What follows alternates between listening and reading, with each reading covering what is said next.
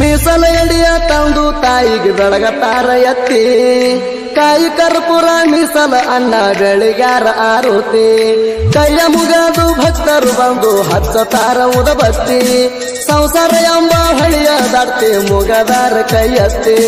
ತಾಯಿ ಮ್ಯಾಲ ಇಟ್ಟಾರ ನೀ ಭಕ್ತಿ ಪಡಿತಿದಿ ತಮ್ಮ ನೀ ಮುಕ್ತಿ ತಾಯಿಯ ಮಹಿಮಾ ಬಾಳೈತಿ ಸಂಸಾರದಾಗ ಮಾಡುವುದಿಲ್ಲ ಕೊರತೆ ನಂಬಿದ ಭಕ್ತರಿಗೆ ಕಾಯವ ತಾಯಿ ಭಕ್ತಿಯ ಬಾಳೈತಿ ಮಾಯಮ್ಮ ದೇವಿನಿ ನಿನ್ನ ಸೇವಾ ಮಾಡ್ತೀನಿ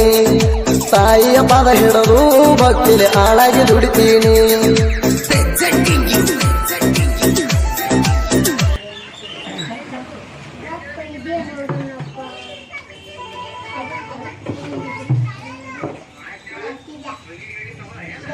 Thank you.